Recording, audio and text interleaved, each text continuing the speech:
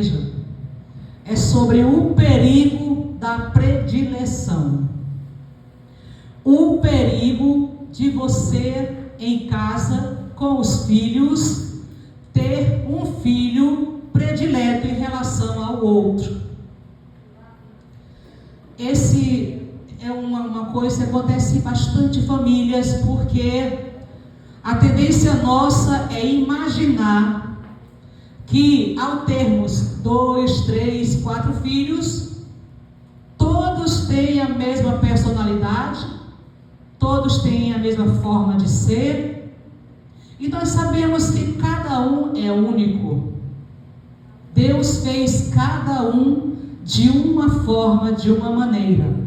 É óbvio que os filhos de pais cristãos deverá ter, é necessário ter o ensino dos pais, a educação dos pais, desde os primeiros meses de vida. Eu costumo sempre dizer que quando a criança, a partir de 6 meses, ele já sabe o que é sim e o que é não. Quando ele não fala, mas faz assim, é um sim. Quando ele faz assim, é um não.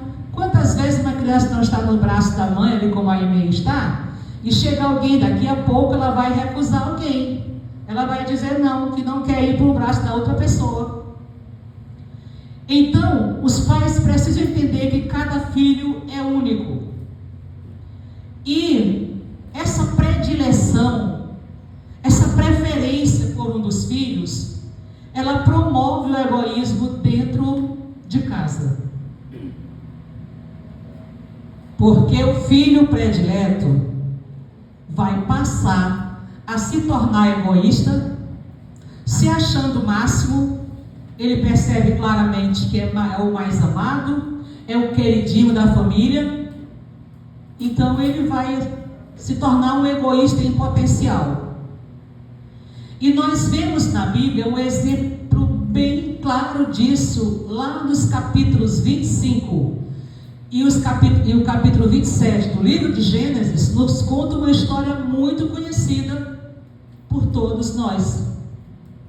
Rebeca e Isaac e Rebeca eram pais de 2 filhos gêmeos, porém um tinha o direito à primogenitura porque ele nasceu primeiro, o outro nasceu após ele no calcanhar.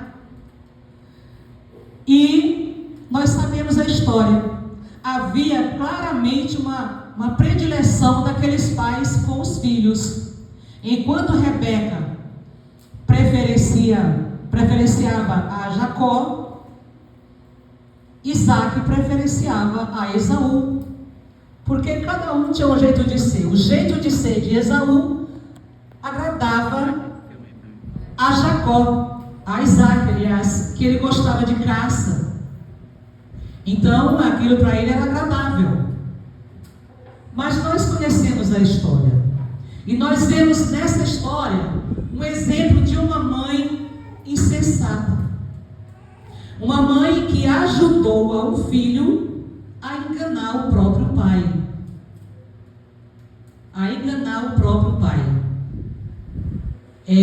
A gente às vezes fica se perguntando, quando estudamos sobre esses temas assim, o que é que pode levar um pai ou uma mãe a preferenciar um dos filhos em detrimento dos outros? Nós sabemos que cada um tem a sua personalidade. Quem lê um pouco psicologia sabe que a psicologia fala que nós temos 4 tipos de temperamento nas pessoas. Temos temperamento colérico, tem o temperamento fleumático, tem o temperamento sanguíneo e tem o temperamento melancólico. Cada um desses temperamentos, um de nós, todos nós temos, cada um no seu temperamento. E às vezes, há um filho de uma família que dá mais trabalho do que os outros.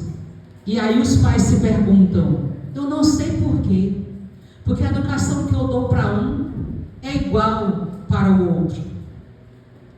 porque nós não atentamos para essas diferenças que nós temos, que nós vemos nos nossos filhos. A predileção causa conflitos tremendos nos lares.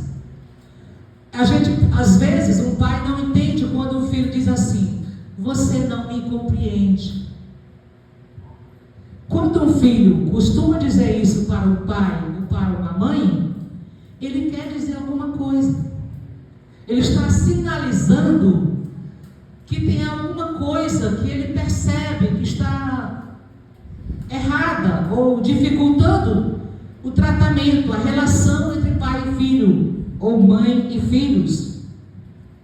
Os filhos, eles são diferentes. Nós precisamos entender que esses filhos, embora diferentes, embora um sendo colérico, embora um sendo sanguíneo, ou aquele melancólico, que é todo tristônio, colérico determinado, é extrovertido, cada um tem o seu jeito de ser, mas isso não nos dá o direito, como pais, de aplicar em nossa casa o favoritismo paternal ou maternal. Eu gostaria que alguém abrisse 1 Coríntios 13, versículos 4 a 6, por favor.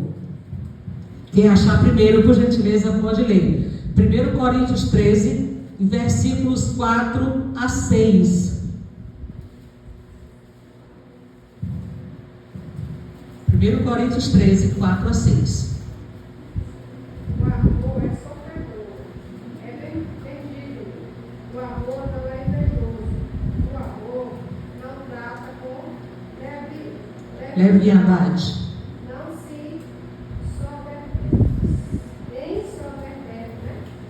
Não se ensoberbece.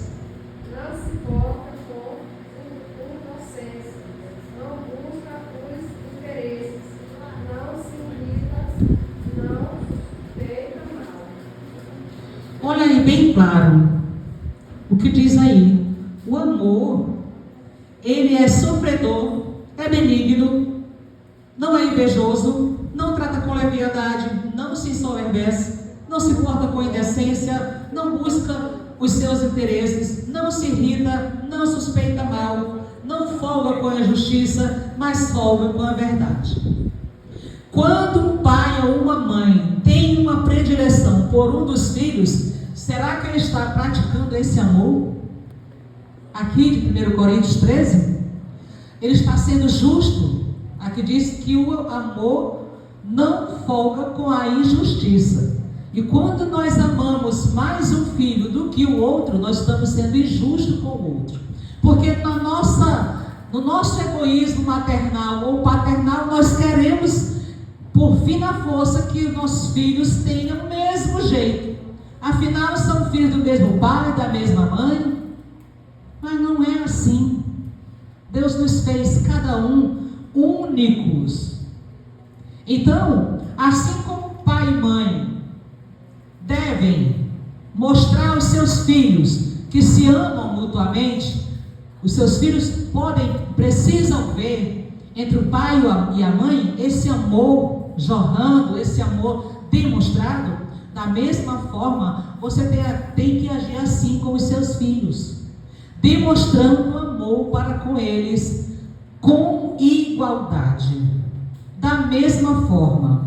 E uma certa vez uma avó disse para mim que aquele filho que é mais temperamental, que mais tem problemas, que causa mais problemas na família, esse filho precisa de uma maior atenção, porque pode não ser, isso não é regra, porque toda regra tem exceção, mas na verdade, uma grande parcela de filhos rebeldes, eles estão tentando chamar a atenção dos pais para si. Algo está acontecendo, porque ele vê claramente que o pai ou a mãe tratam o filho A de uma maneira carinhosa, presenteia, abraça, acaricia, e com esse filho B não acontece a mesma coisa. Então nós precisamos entender que os nossos filhos têm que ver o amor dentro de casa, o amor por igual, o amor que não é diferente de um para o outro, um amor sincero, um amor imparcial. Quando nós amamos mais um filho do que o outro, pode causar muitos danos morais. Nós estamos vivendo hoje um tempo em que uma grande gama de adolescentes estão doentes mentalmente. E muitas vezes nós não nos damos conta de que nós, como pais e mães, podemos ter culpa disso. Pela falta de atenção que ele tem do pai ou da mãe. Por não ser compreendido. Aí você pode dizer, mas que tipo de compreensão a senhora está falando? É aceitar o erro dele? Não, não é isso. Mas é procurar tratá-lo de forma igual aos outros. Porque um filho que se sente de lado, imagina só, nós como mulheres e maridos, nós sentimos quando o marido começa a se tornar diferente conosco, alguma coisa aconteceu, aquilo dói em nós. Os filhos também. Por que meu pai está assim comigo? Por que minha mãe não me trata do mesmo jeito que trata o José? Por que ela não me trata do jeito que trata a Eloá? Isso causa danos morais, danos emocionais, danos espirituais nos nossos filhos. Muitos filhos, atenção, muitos filhos deixam de vir à igreja porque em casa não são bem tratados pelos pais. Eu sei que isso talvez possa até chocar, mas é uma realidade. Sabe por quê? Porque nós vemos para cá, nós falamos de amor, nós falamos de Jesus, nós falamos de santidade, falamos de tanta coisa no âmbito espiritual, e em casa o nosso filho vê o oposto disso. Vê uma mãe iracunda, vê um pai desligado, um pai que não está nem aí para os filhos. Todos nós já vimos aquela história do homem, da criança que chegou perto do pastor, né? E disse para ele que gostaria de morar na igreja. Quem conhece essa história? Quem já viu essa história? Gostaria de morar na igreja. Por quê, meu filho? Porque aqui o meu pai é outra pessoa. Tá vendo? Então, muitas vezes, nós perdemos nossos filhos por conta de desamor. E alguns dizem assim, mas é porque o meu jeito de ser é esse. Eu não sei ser, eu não sei agir, expressar o meu amor. Eu não concordo com isso. Tanto de marido para mulher, de mãe para filho, pai para filho, dizer, não, é porque esse é o meu jeito, eu não sei expressar. Não é verdade.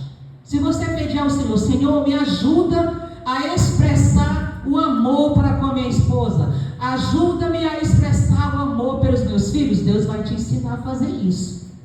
Porque quem ama, expressa. Quem ama, demonstra. Se você de alguma forma não